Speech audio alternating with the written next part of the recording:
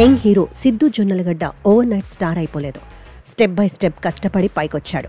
2 ఏళ్ల పాటు వివిధ చిత్రాలలో చిన్న చిన్న పాత్రలు చేసిన తర్వాత అతనికి లైఫ్ బిఫోర్ వెడ్డింగ్ మూవీలో హీరోగా నటించే ఛాన్స్ దక్కింది. ప్రవీణ్ సత్తార్ తెరకెక్కించిన ఈ సినిమా కమర్షియల్గా సక్సెస్ కాకపోవడంతో తిరిగి సిద్ధుకు కష్టాలు తప్పలేదు. ఆ తర్వాత adult comedy movie Guntur talkies సిద్ధుకు పేరు తెచ్చిపెట్టింది. అలానే కృష్ణ అండ్ హీజ్ లీలా ఓటీటీలో స్ట్రీమింగ్ అయిన సక్సెస్ఫుల్ మూవీ అనిపించుకుంది. ఇక 3 ఏళ్ల క్రితం వచ్చిన డీజే టిల్లుతో సిద్ధు కూడా టాలీవుడ్లో ప్రామిసింగ్ హీరోస్ జాబితాలోకి వెళ్ళిపాడు. ఆ తర్వాత వచ్చిన టిల్లు స్క్వేర్ అతన్ని మరింత పైకి తీసుకెళ్లింది. అయితే కెరియర్ వైకుంఠపాళిలో నిచ్చెనలే కాదు, పాములు కూడా ఉంటాయని జాగ్ సినిమా నిరూపించింది. ఆ సినిమా దెబ్బకు సిద్ధు ఒక్కసారిగా కిందకు జారిపాడు. ఇప్పుడు చేతిలో 3-4 సినిమాలున్నా ప్రతి సినిమా కెరియర్కు అగ్ని పరీక్ష పెట్టేదిగా మారిపోయింది.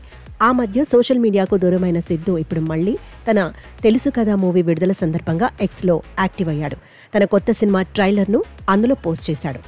జాగ్ ఫ్లాప్తో సిద్ధుకి తత్వం బోధపడిందని, ఇక మీదట ఎగిరెగిరి పడడని కొందరు అంటున్నారు. అతను మాట్లాడే భాష, బాడీ లాంగ్వేజ్ కూడా ఇప్పుడు కాస్తంత మారాయని చెబుతున్నారు.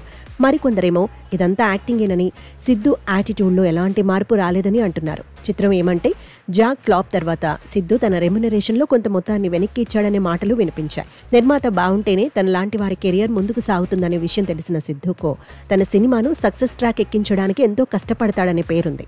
బేసికల్గా అతనిలో మంచి రైటర్ కూడా ఉండటం వల్ల స్క్రిప్ట్ను మెరుగుపరిచే ప్రయత్నం కూడా సిద్ధు చేస్తుంటాడు. సినిమా సక్సెస్ అయినప్పుడు ఇలాంటి అంశాలను పాజిటివ్గా చెప్పే వ్యక్తులే అది ఫ్లాప్ అయితే విమర్శిస్తుంటారు.